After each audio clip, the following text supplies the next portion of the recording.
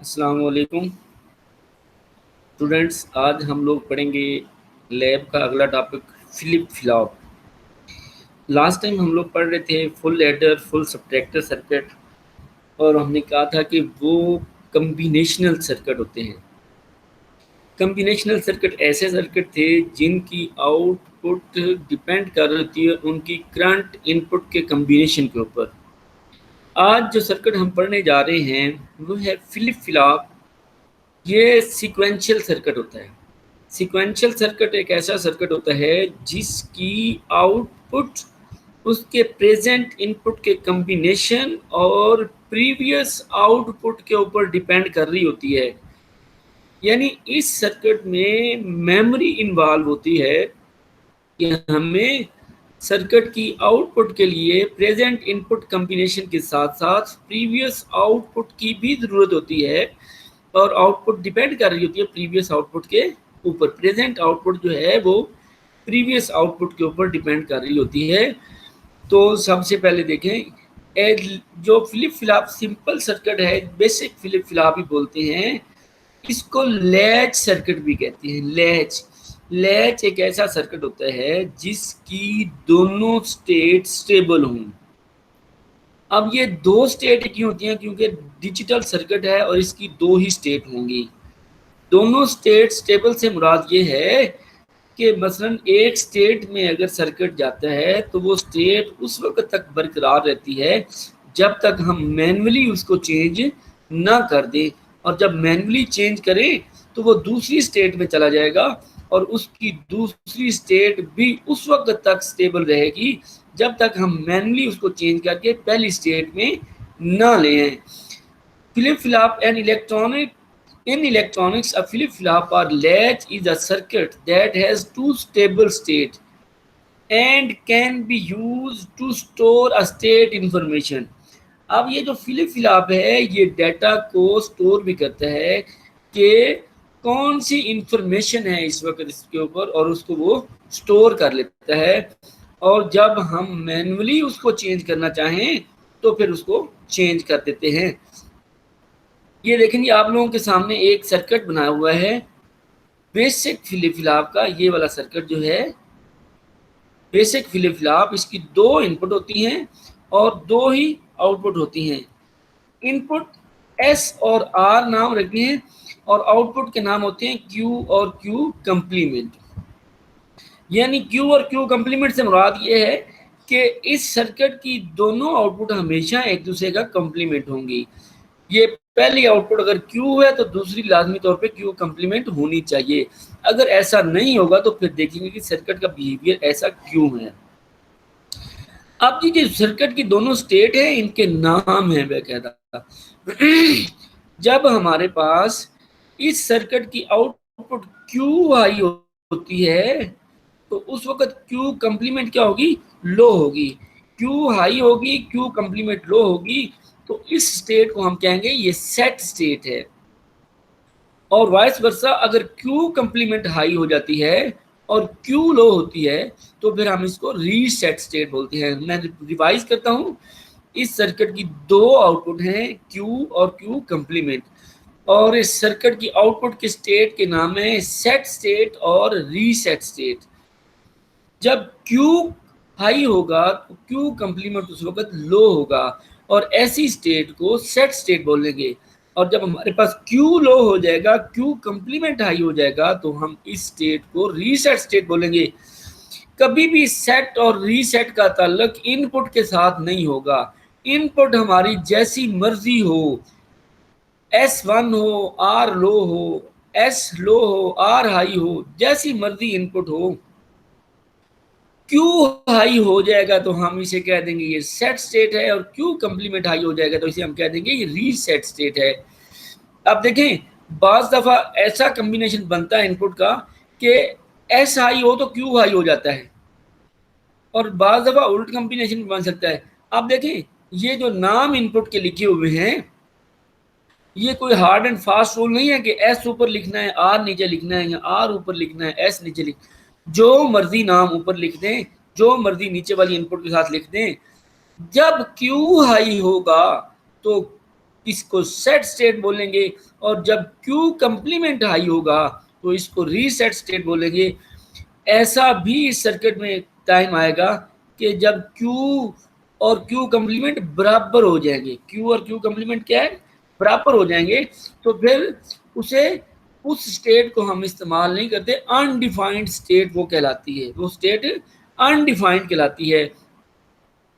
और इस सर्किट को बेसिक फ्लिप फ्लॉप भी बोलते हैं और आरएस लैच भी बोलते हैं। ये साथ में इसका ट्रूथ टेबल बनाया हुआ है, तो देखिए ट्रूथ टेबल के मुताबिक दो इनपुट है एस और आर, क्यू और क्यू कंप्लीमेंट। अब देखें जी, जब हम इसको ऑन करेंगे तो ये किसी ना किसी स्टेट में चला जाएगा, या सेट स्टेट में या रीसेट स्टेट में। हमने देखना है कि जब हम अपनी इनपुट देते हैं तो उस वक्त ये सर्किट कौन कैसा बिहेवियर शो करता है। अब देखें इस सर्किट के मुताबिक जब एस हाई होगा, यहाँ पर मैं 1 देता हूँ और यहाँ पे 0 देता हूँ, इससे पहले कोई ना कोई स्टेट इसकी होगी, वो सेट स्टेट है, वो रीसेट स्टेट है, हम उस बहस में नहीं पड़ते। अब देखें जब S1 है तो इस नैंड लैच की ये इनपुट हाई हो जाती है और ये इनपुट लो होती है। अब हमें दूसरी इनपुट का पता ही नहीं है, क्योंकि दूसरी इनपुट जो है पहले गेट की, वो दूसरे गेट की आउटपुट है, यानी फीडबैक के तौर पे दूसरे गेट की आउटपुट पहले गेट की इनपुट बन रही है। ये गेट नंबर फर्स्ट किया 1 है और ये गेट नंबर 2 है, तो पहले गेट की दूसरी इनपुट जो है वो दूसरे गेट की आउटपुट बन आ रही है, और दूसरे गेट की जो दूसरी इनपुट है वो पहले गेट की आउटपुट आ रही है, यानी फीडबैक आ रही है। फीडबैक क्या होता है, a fraction of output given to input, यानी आउटपुट का कुछ हिस्सा वापस अगर इनपुट पे अप्लाई कर दिया जाए तो उसको हम फीडबैक बोलते हैं। तो ये देखें, ये गेट नंबर 2 की आउटपुट गेट नंबर 1 की दूसरी इनपुट बन रही है, और गेट नंबर 1 की आउटपुट गेट नंबर 2 की दूसरी इनपुट बन रही है। अब नैंड गेट का हमें पता है इसकी प्रॉपर्टी कि एक भी इनपुट लो हो तो आउटपुट हाई हो जाती है, और जब तमाम इनपुट हाई हो तो आउटपुट लो होती है। अब देखिए अगर जब हमने एस पे 1 अप्लाई किया है तो हमें दूसरी इनपुट का कंफर्म नहीं है। अगर तो ये सेट स्टेट में होगा तो क्यू कंप्लीमेंट यहाँ पे 0 आ रहा होगा, यहाँ पे 0 आ रहा होगा, और अगर ये रीसेट स्टेट में होगा तो फिर क्यू कंप्लीमेंट 1 आ रहा होगा, और हमें इस गेट नंबर 1 की आउटपुट कंफर्म नहीं हो सकती। अब हमें ये तो पता है या तो ये सेट स्टेट में होगा या रीसेट स्टेट में होगा, लेकिन अगर गेट नंबर 2 पे आ जाएं तो गेट नंबर 2 की जो इनपुट है आर, वो हमने एक इनपुट लो दी हुई है, इसका हमें कंफर्म है कि ये इनपुट लो है। अब जो इसकी दूसरी इनपुट है वो इस सर्किट के सेट होने की सूरत में 1 होगी और रीसेट होने की सूरत में 0 होगी। अब देखें हमें पता है नैंड गेट की एक भी इनपुट लो हो जाए तो आउटपुट हाई होती है। अब देखें एक इनपुट इसकी लो है, दूसरी इनपुट ये सेट स्टेट में हो तब भी इसकी आउटपुट हाई होगी, ये रीसेट स्टेट में हो तब भी इसकी आउटपुट हाई होगी, और किसी ना किसी स्टेट में तो ये लाजमी होगा, या सेट स्टेट में होगा या रीसेट। अगर सेट स्टेट में होगा तो यहाँ पे 1 आ रहा होगा, अगर रीसेट स्टेट में होगा तो यहाँ पे 0 आ रहा होगा। चाहे 1 आए सेट की सूरत में, चाहे 0 आए रीसेट की सूरत में, ये आउटपुट गेट नंबर 2 की 1 ही रहेगी, क्योंकि इसकी एक इनपुट 0 है, और ये 1 यहाँ पे चला जाएगा। जब ये 1 यहाँ पे आएगा ये भी इनपुट 1 हो जाएगी, और गेट नंबर 1 की तमाम इनपुट हाई हो जाएंगी तो आउटपुट क्या हो जाएगी, लो हो जाएगी। ये इस सूरत में जब S1 है और R 0 है, तो ये देखें पहला कॉम्बिनेशन S1 किया R 0 किया तो Q लो हो गया और Q कंप्लीमेंट हाई हो गया। जब हम दूसरे कॉम्बिनेशन की तरफ जाते हैं, यानी हम लोग अब S को भी हाई कर देते हैं और R को भी हाई कर देते हैं। अब हमें पता है कि इसकी जो प्रीवियस आउटपुट है वो Q0 है और Q कंप्लीमेंट क्या है इस वक्त 1 है। अब ये Q0 है तो यहाँ पे 0 आ रहा है। हमने दूसरे कॉम्बिनेशन से पहले कॉम्बिनेशन को देखा तो यहाँ पे 1 आ रहा है, और यहाँ पे भी 1 आ रहा है और यहाँ पे भी 1 आ रहा है।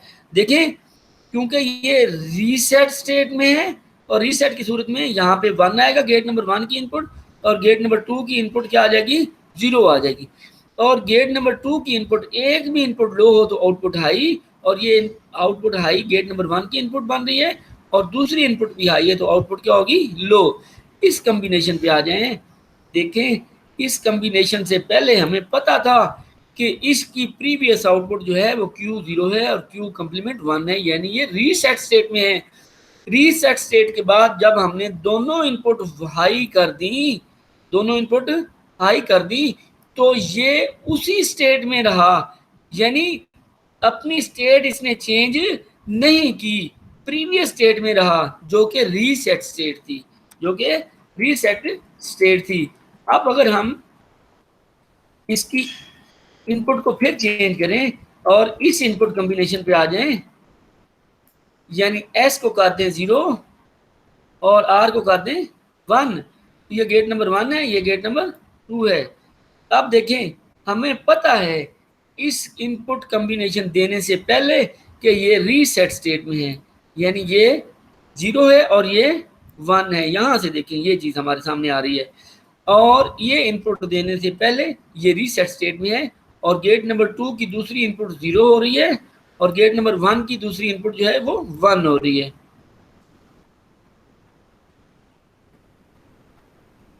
वन हो रही है।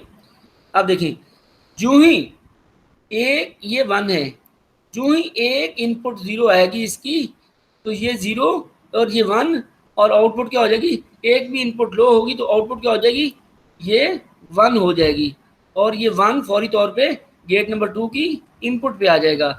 और जब गेट नंबर 2 की इनपुट भी 1 होगी और ये आर भी इसकी 1 है, तो इसकी आउटपुट क्या हो जाएगी, 0 हो जाएगी, और ये 0 यहाँ पहुँचेगी। लेकिन ये 0 जो है सर्किट के बिहेवियर को चेंज नहीं कर पाती।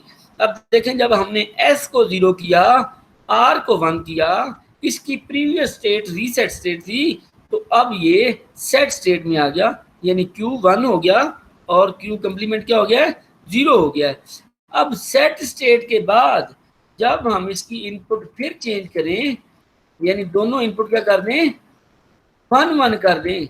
अब याद रखें, जब पहले हमने दोनों इनपुट 1 1 की थी, तो उस वक्त इसकी प्रीवियस स्टेट रीसेट थी, और रीसेट के बाद 1 1 करने पे ये रीसेट स्टेट में रहा था, इसने अपनी स्टेट चेंज नहीं की थी। अब जब हम दोनों इनपुट 1 1 करने जा रहे हैं, तो इस वक्त इसकी प्रीवियस स्टेट सेट स्टेट है, यानी ये वाला Q1 है और Q कंप्लीमेंट क्या है, 0 है।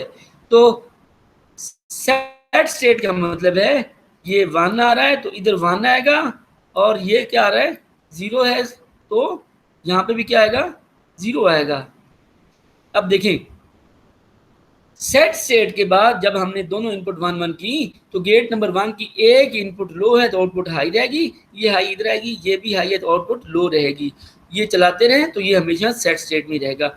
यहाँ से ये बात सामने आई कि देखें, थोड़ी देर पहले हमने इनपुट 1 1 की थी, ये सेट स्टेट में था, अब हमने 1 1 किए तो ये रीसेट स्टेट में है। तो यहाँ से हमारी ये बात सामने आ रही है कि इनपुट कॉम्बिनेशन जो है, प्रेजेंट इनपुट कॉम्बिनेशन के साथ साथ प्रीवियस आउटपुट भी सर्किट पे इफेक्ट कर रही है। लास्ट टाइम जब हमने 1 1 किया तो उस वक्त सर्किट रीसेट स्टेट में था, तो ये रीसेट रहा। अब हम 1 1 कर रहे हैं तो ये सर्किट सेट स्टेट में है, तो ये सेट स्टेट में रहा, इसे हम कहते हैं कि सर्किट में कोई चेंज नहीं आई। अब मैं दोनों इनपुट लो कर देता हूँ, 0 0 कर देता हूँ, पॉसिबल है दोनों स्विच जो इनपुट के हैं वो लो कर दें। तो देखिए, जब दोनों इनपुट लो करेंगे, ये इनपुट भी लो हो जाएगी और ये इनपुट भी लो हो जाएगी।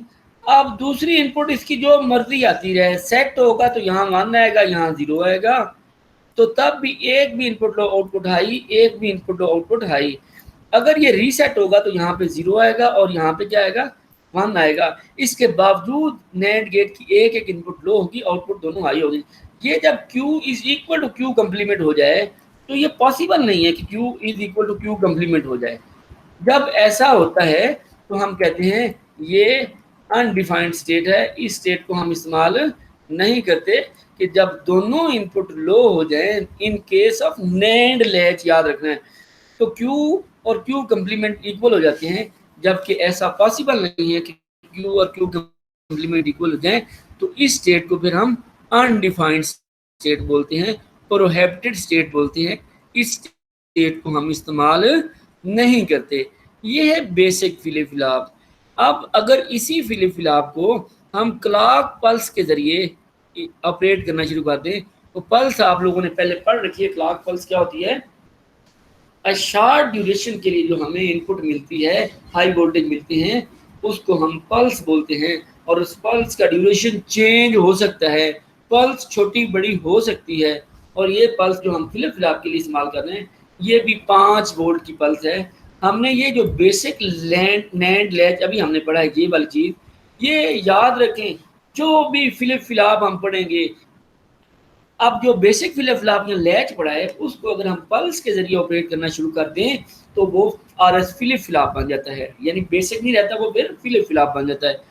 हर फ्लिप फ्लॉप जो भी पढ़ेंगे, RS फ्लिप फ्लॉप पढ़ें, D फ्लिप फ्लॉप पढ़ें, या जितनी भी टाइप्स हैं, J के फ्लिप फ्लॉप पढ़ें, T फ्लिप फ्लॉप पढ़ें, तो अगले अगले लेक्चर में इंशाल्लाह हम कुछ और फ्लिप फ्लॉप पढ़ेंगे। तो हर सर्किट, हर फ्लिप फ्लॉप में बेसिक ये नेट लैच यूज होना है। उसके साथ ये वाला जो सर्किट है, ये सपोर्टिव सर्किट होता है इसको ऑपरेट कराने के लिए। यानी इनपुट देने के बाद अगर हम इसको पल्स दें तो ये सर्किट ऑपरेट हो, तो ये सपोर्टिव सर्किट होता है। हर हर किस्म के फ्लिप फ्लॉप में ये जो है नेट लैच, ये लाजमी इस्तेमाल होगा। तो इसके लिए आपको इसकी जो बुनियादी चीज़ें हैं मैंने आपको बताई हैं, तो आप लोगों ने ये याद रखनी है। अब हम लोग इसको ऑपरेट करने से पहले ये फ्लिप फ्लॉप की तरफ देखते हैं। अब देखें, यहाँ पर हमारी जो लैच की इनपुट आ रही है ना, यहाँ पर अब ये इनपुट एक प्रोसेस से गुजर के आ रही है, ये वाला प्रोसेस है। पहले हम जब इनपुट दे रहे थे लैच में, देखें जो ही हम S पे इनपुट देते थे या R पे इनपुट देते थे, वो डायरेक्ट लैच की इनपुट बन रही थी। लेकिन अब वही S और R इनपुट एक प्रोसेस के थ्रू गुजर के आगे इनपुट बनेगी लैच की।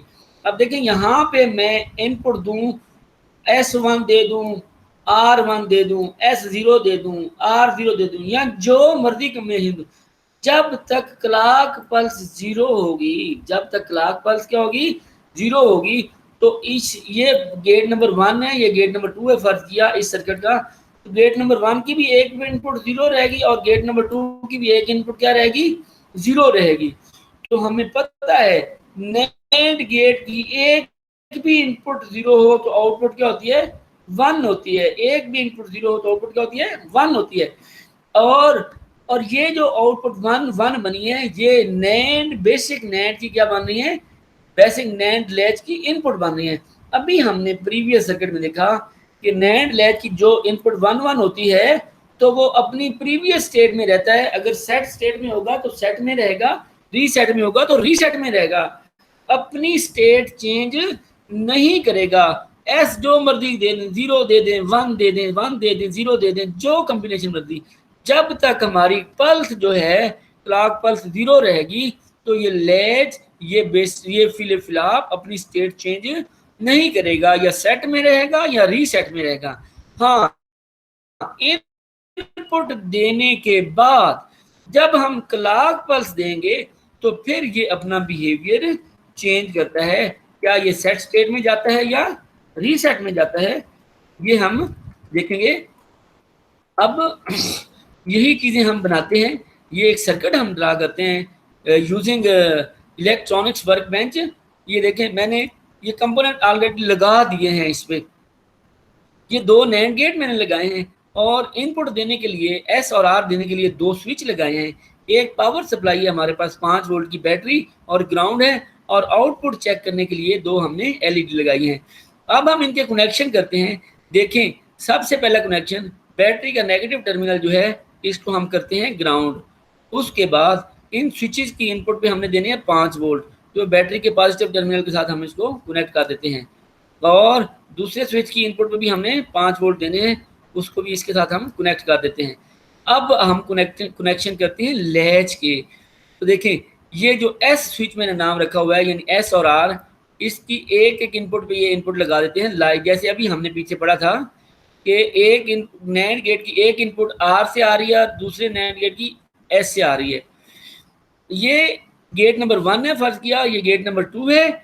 एस जो है वो गेट नंबर 1 की एक इनपुट पे लग गया और आर जो है वो गेट नंबर 2 की एक इनपुट पे लग गया। अब इनकी दूसरी दूसरी इनपुट लगानी है, तो मैं ये आउटपुट को इस एलईडी के साथ कनेक्ट कर देता हूँ और फिर हम इसकी दूसरी इनपुट लगाते हैं। ठीक हो गया जी। अब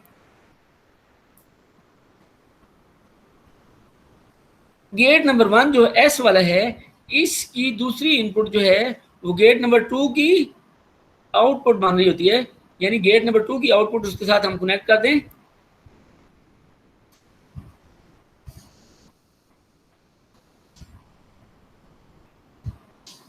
और गेट नंबर 2 जो आर वाला है, इसकी दूसरी इनपुट को हम ये गेट नंबर 1 की आउटपुट के साथ कनेक्ट करते हैं। तो ये देखिए स्टूडेंट, ये कनेक्शन हमने किया, लैच बनाया। ये नैंड गेट की एक इनपुट एस स्विच से आ रही है और दूसरी इनपुट जो है वो आर वाले गेट यानी ये गेट नंबर 2 वाला है, इसकी आउटपुट से आ रही है। इस तरीके से गेट नंबर 2 की एक इनपुट आर से आ रही है और दूसरी इनपुट जो है वो हमारे गेट नंबर 1 की आउटपुट आ रही है। इसको हम कह देते हैं ये क्यू है, ऊपर वाली इनपुट आउटपुट जो है, और नीचे वाली क्यू कंप्लीमेंट है। अब देखें ये सर्किट मैंने बनाया है। अब दोनों इनपुट जो हैं हम इस वक्त लो रखते हैं और मैं इसको ऑन करता हूँ। ये देखें, हमने पढ़ा था अभी थोड़ी देर पहले कि जब दोनों इनपुट लो होंगी तो ये अनडिफाइंड स्टेट में चला जाएगा, यानी Q is equal to Q complement हो जाएगा। और ये देखें Q भी हाई है और Q कंप्लीमेंट भी हाई है। ऐसा हो नहीं सकता कि ये दोनों बराबर हो जाएं, इसलिए इस स्टेट को हम इस्तेमाल नहीं करते। फिर आहिस्ता आहिस्ता इसको रिफाइन करते जाएंगे तो भी ये चीज़ ख़त्म हो जाएगी। अब देखें, मैं S को हाई करता हूँ और R को लो करता हूँ। प्रीवियसली जो हमने देखा था हमारा ट्रूथ टेबल में, देखें जब S हाई था, ये पहली स्टेटमेंट पहला कम्बिनेशन देखें, S हाई था और R लो था, तो Q हमारे पास लो आया और Q कंप्लीमेंट क्या आया, हाई आया। तो उसी में जाके देखते हैं हम, देखें S हाई है R लो है तो Q लो है, Q कंप्लीमेंट हाई है। नीचे वाला Q कंप्लीमेंट है, ऊपर वाला Q है। तो इस स्टेट को जब Q लो हो, Q कंप्लीमेंट हाई हो, तो हम रीसेट स्टेट बोलते हैं। अब ये रीसेट में चला गया। रीसेट के बाद मैं दोनों इनपुट जब हाई करता हूँ, S भी हाई और R भी हाई, तो देखिए इसने अपनी स्टेट चेंज नहीं की, ये अपनी उसी स्टेट में रहा है जो प्रीवियस स्टेट थी, यानी ये रीसेट स्टेट में रहा है। अब मैं R हाई करता हूँ, S लो करता हूँ, तो ये सेट स्टेट में चला गया। देखिए Q हाई हो गया और Q कंप्लीमेंट लो हो गया। अब रीसेट स्टेट के बाद मैं दोनों इनपुट हाई कर देता हूँ, तो ये अब सेट स्टेट में रहा। देखिए R हाई था, S लो था, तो ये सेट स्टेट में चला गया और अपनी सेट स्टेट में रहा, यानी प्रीवियस स्टेट में रहा। तो यहाँ से ये बात सामने आ रही है कि ये अपनी डाटा स्टोर कर रहा है। जो डाटा प्रीवियस होता है 1-1 करने के बाद वही डाटा स्टोर रहता है। अब देखिए इस वक्त 1-1 पे सेट है, अब मैं R को लो करता हूँ तो ये रीसेट स्टेट में चला गया और फिर दोनों को हाई करता हूँ तो अब ये रीसेट स्टेट में ही रह रहा है। तो ये नैंड लैच है। इसी तरीके से आप नार गेट भी यूज करके लैच बना सकते हैं, तो प्लीज आप उसके साथ भी ट्राई कीजिएगा और बनाइएगा। और अगर कोई मसला पेश आए तो फिर आप लोग मुझसे पूछ सकते हैं। इसके बाद हम आते हैं RS फ्लिप फ्लॉप की तरफ। ये सर्किट जो RS फ्लिप फ्लॉप है ये मैंने बनाया हुआ है पहले, ये वाला देखिए सर्किट। और अब हम ये RS फ्लिप फ्लॉप है, ये देखिए कॉम्बिनेशन, ये बेसिक लैच है। यहाँ पे ये इतना हिस्सा बेसिक लैच का है जो नैंड लैच था। अब ये दो जो इनपुट है ना, ये वाली इनपुट, ये या आउटपुट जो एलईडी लगाई है, ये जस्ट मैंने इसलिए लगाई है कि हम ये जो सर्किट प्रीवियस ये आ रहा है सर्किट जिसके प्रोसेस से लैच की इनपुट बन रही है, तो हमें ताकि पता भी चलता रहे कि इस वक्त इस गेट की आउटपुट क्या है और हमारे बेसिक नैंड लैच की इनपुट क्या बन रही है। तो ये RS फ्लिप फ्लॉप है, इसके ट्रूथ टेबल को देख लें, फिर हम उसके बनाते हैं जाके क्या नाम है इलेक्ट्रॉनिक्स वर्क बेंच के ऊपर ये सर्किट। तो इसके साथ क्लॉक पल्स है। अब याद रखें, क्लॉक पल्स होगी तो ये सर्किट ऑपरेट होगा, ये सर्किट फंक्शनल होगा। अगर क्लॉक पल्स आप लो रखेंगे तो ये सर्किट फंक्शनल ही नहीं होगा, जिस स्टेट में होगा उसी स्टेट में रहेगा। ये थोड़ी देर पहले हम पढ़ चुके हैं कि RS फ्लिप फ्लॉप को ऑपरेट करने के लिए R और S इनपुट के साथ साथ हमें क्लॉक पल्स चाहिए होती है। अगर क्लॉक पल्स नहीं देंगे तो ये सर्किट ऑपरेट नहीं होगा, अपनी उसी ही स्टेट में रहता है जिस स्टेट में स्टार्ट होने से पहले था। अब देखें, ये बाय डिफॉल्ट आप समझें यहाँ पे क्लॉक पल्स हाई है। जब S लो होगा, R लो होगा और पल्स क्या है साथ में हाई है, क्लॉक पल्स क्या है हाई है, तो प्रीवियस स्टेट में रहेगा। जब दोनों इनपुट लो होंगी और क्लॉक पल्स हाई होगी तो प्रीवियस स्टेट में रहेगा, नो चेंज होगी। अभी हम इसका प्रैक्टिकल भी करते हैं। जब S लो होगा, R हाई होगा तो Q लो हो जाएगा। जब Q लो होगा तो Q कंप्लीमेंट हाई हो जाएगा और ये रीसेट स्टेट में चला जाएगा। और जब S हाई होगा, R लो होगा और साथ में याद रखें पल्स हाई है तो ये सेट स्टेट में चला जाएगा। और सेट स्टेट में Q 1 होता है और Q कंप्लीमेंट क्या होता है 0 होता है।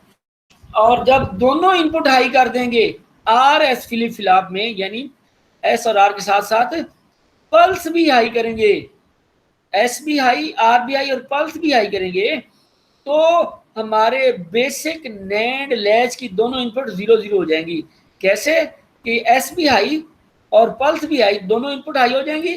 दोनों इनपुट हाई होंगी तो आउटपुट क्या हो जाएगी लो हो जाएगी। ये पल्स भी हाई और R भी हाई, दोनों इनपुट हाई तो आउटपुट क्या हो जाएगी लो हो जाएगी। तो ये हम अब आगे जाके सर्किट में देखते हैं। जब दोनों इनपुट लो होंगी तो ये मैंने LED भी लगाई हुई है ताकि हमें समझने में आसानी हो। तो अब हम लोग आते हैं बेसिक इलेक्ट्रॉनिक्स की बेसिक इलेक्ट्रॉनिक वर्कबेंच की तरफ, और उसमें हम लोग पढ़ते हैं RS फ्लिप फ्लॉप को सर्किट को बनाते हैं जी। ये मैंने सर्किट ऑलरेडी बनाया हुआ है, हम इसको देखते हैं जी। ये देखें, ये सर्किट है RS फ्लिप फ्लॉप। अब देखें मैं इसको ऑन करता हूं, जो ही मैंने इसको ऑन किया, अब देखें इस वक्त पल्स ऑन है, इस वक्त पल्स क्या है ऑन है। मैं पल्स को भी ऑफ कर देता हूं।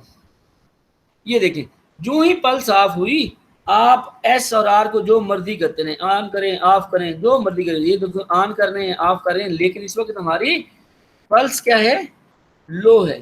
पल्स जब लो रहेगी तो ये जो गेट है पहले वाले दोनों, इन दोनों की एक एक इनपुट लो रहेगी, एक एक इनपुट लो रहेगी। तो ये देखिए इनकी आउटपुट जो है वो हाई रहेगी, और ये जो दोनों हाई आउटपुट हैं ये हमारे बेसिक नैंड लैच की क्या बन रही है इनपुट्स। हमने थोड़ी देर पहले पढ़ा था कि हमारे नैंड लैच की दोनों इनपुट हाई हों तो ये अपनी प्रीवियस स्टेट में रहता है, अपनी स्टेट चेंज नहीं करता। इस वक्त देखें ये रीसेट स्टेट में, मैं S को हाई कर रहा हूँ, R को लो कर रहा हूँ, जो मर्जी करता रहूं, लेकिन जब तक पल्स हाई नहीं होगी ये अपनी स्टेट चेंज नहीं करेगा। देख लें, दोनों स्विच हाई तब भी नो चेंज, दोनों स्विच लो तब भी no change, S high R low तब भी no change, S low R high तब भी नो चेंज। जब तक हम पल्स हाई नहीं करेंगे ये सर्किट चेंज नहीं होगा। According to our truth table जो अभी हमने पीछे पढ़ा था, उसमें अगर हम पल्स को कर दें हाई, ये मैंने पल्स को हाई किया है, जो ही मैंने पल्स को हाई किया R हाई हुआ तो ये रीसेट स्टेट में चला गया था हमारे ट्रूथ टेबल के मुताबिक। ये देखिए मैं दोबारा शो करता हूं आपको, ये देखें जी पल्स, इसमें मैंने कहा था कि समझे सबके लिए हाई है, पल्स हाई और R हाई हुआ। ये देखें इस कॉम्बिनेशन को देखें, S लो है और R हाई है, S लो है R हाई है, तो ये रीसेट स्टेट में चला गया है। देखें S लो है R हाई है और पल्स हाई है तो ये रीसेट, ऊपर वाला Q है नीचे वाला Q कंप्लीमेंट है। अब मैं R को लो करता हूं, अब देखें मैंने R को लो कर दिया लेकिन इसने अपनी स्टेट को स्टोर रखा, इसने अपनी रीसेट स्टेट को स्टोर रखा, इसने चेंज नहीं किया, इनपुटें बंद कर दी मैंने। हत्ता कि मैं पल्स भी बंद कर दूँ। ये देखिए सारा कुछ इनपुट बंद कर दी, लेकिन इसने अपनी उस स्टेट को स्टोर रखा।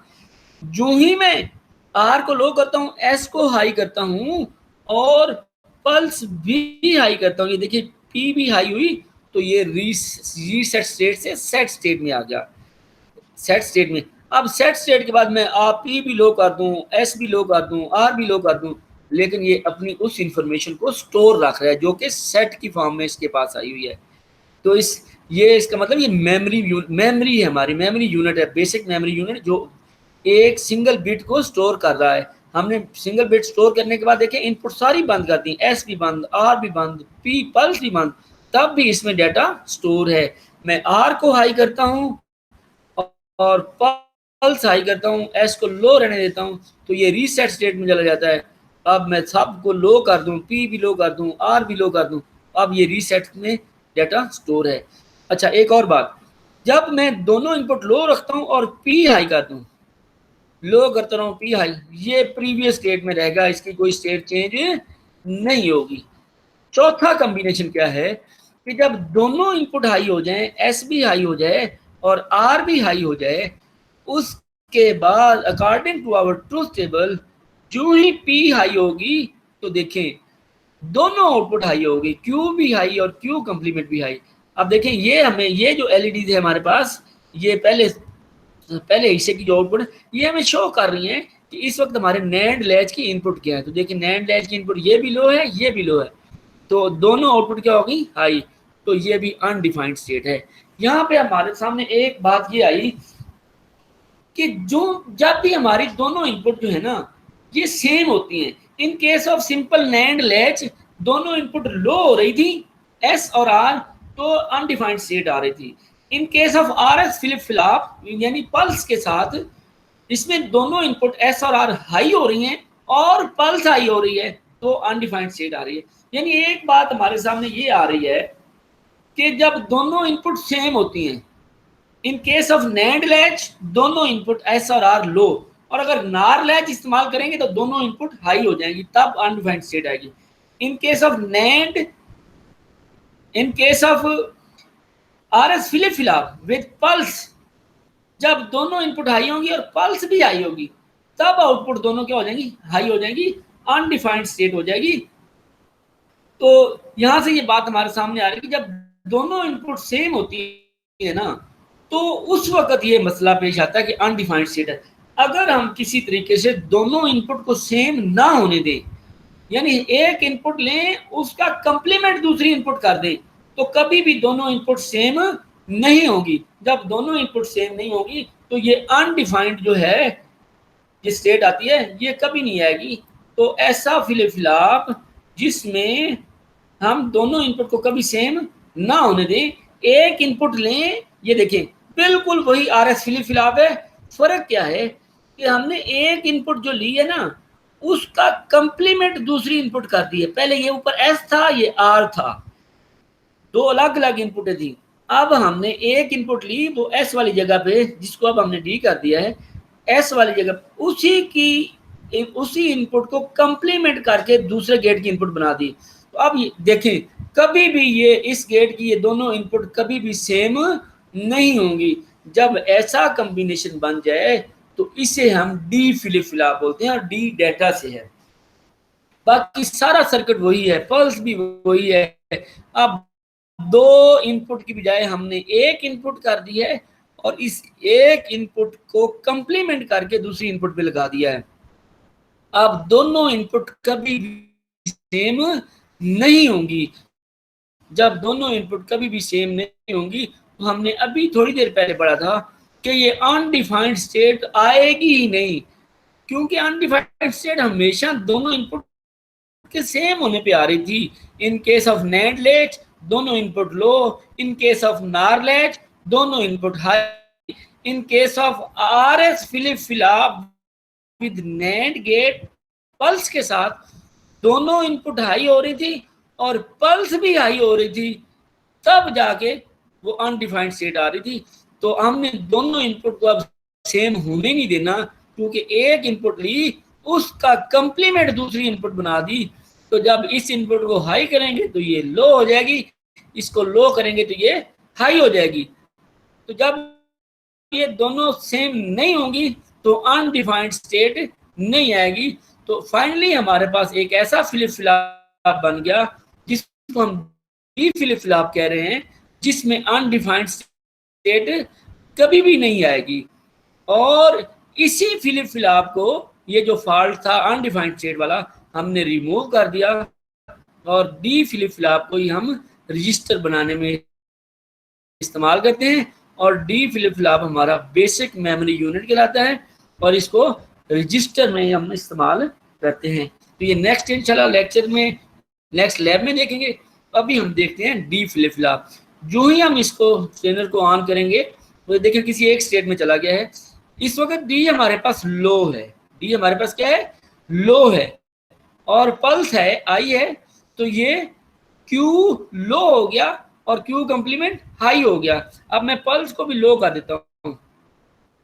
पल्स लो होने पर देखिए नैंड लैच की दोनों इनपुट क्या हो जाती हैं, हाई हो जाती हैं। और हमें पता था कि जब नैंड बेसिक नैंड लैच की दोनों इनपुट हाई हो रही हैं तो वो आउटपुट चेंज नहीं हो रही, अपनी प्रीवियस स्टेट में ही रह रहा था। दोनों इनपुट जब हाई होती थी तो ये अपनी प्रीवियस स्टेट में रहता था और प्रीवियस स्टेट इसकी reset state Q zero, Q complement high, तो रीसेट स्टेट में ही रहा, डेटा स्टोर हो रहा है।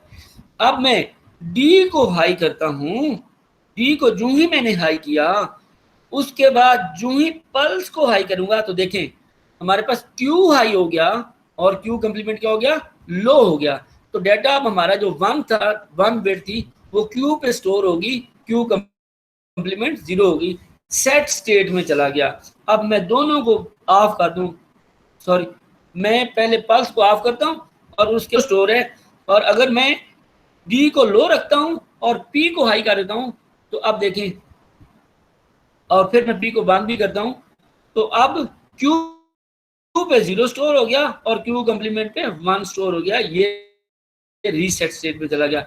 एक और बात यहां से सामने आई कि जो डेटा मैं डी पे देता हूं, जो डेटा मैं डी पे अप्लाई कर रहा हूं, पल्स के आने पे वही डेटा हमें क्यू के ऊपर मिल रहा है, वही डेटा हमें क्यू के ऊपर मिल रहा है। अब देखें डी को मैं करता हूं वन, डी को मैं किया वन, जो ही पल्स अप्लाई करूंगा क्यू हमारे पास क्या हो गया, वन, क्यू वन हो गया। अब मैं पल्स को लो करता हूं, डी को भी लो करता हूं। अब डी पे डाटा इस वक्त क्या है, लो। जो ही मैं पल्स हाई करूंगा तो क्यू पे डाटा क्या हो जाना चाहिए, लो। जो ही मैंने पल्स हाई की तो क्यू पे डाटा लो हो गया। तो ये है बेसिक डी फ्लिप फ्लॉप। इसमें अनडिफाइंड स्टेट कभी भी नहीं आती, क्योंकि वो अनडिफाइंड स्टेट वाला जो कॉम्बिनेशन था वो हमने ख़त्म ही कर दिया। दोनों इनपुट को हम सेम नहीं होने दे रहे, इसलिए वो अनडिफाइंड स्टेट नहीं आ रही। तो स्टूडेंट्स आज आप लोगों ने सिंपल नैंड लैच बनाना है नैंड गेट के साथ, फिर आपने नार लैच भी बनाना है, फिर आरएस फ्लिप फ्लॉप बड़े सी मॉडिफिकेशन के साथ कि दोनों इनपुट को सेम ना रहने दें, एक इनपुट लें उसका कंप्लीमेंट दूसरी इनपुट कर दें, जैसे इसमें हमने किया हुआ है उसका कंप्लीमेंट। तो ऐसा जब कॉम्बिनेशन बनता है आरएस फ्लिप फ्लॉप का तो फिर उसको हम डी फ्लिप फ्लॉप कहते हैं और डी डेटा से होता है। तो स्टूडेंट आज के लिए इतना काफ़ी है। अब आप लोगों ने इनकी प्रैक्टिस करनी है और अगर कोई मसला पेश आए तो फिर आप लोग मुझसे रब्ता कर सकते हैं। तब तक के लिए अल्लाह हाफिज़, अस्सलाम वालेकुम।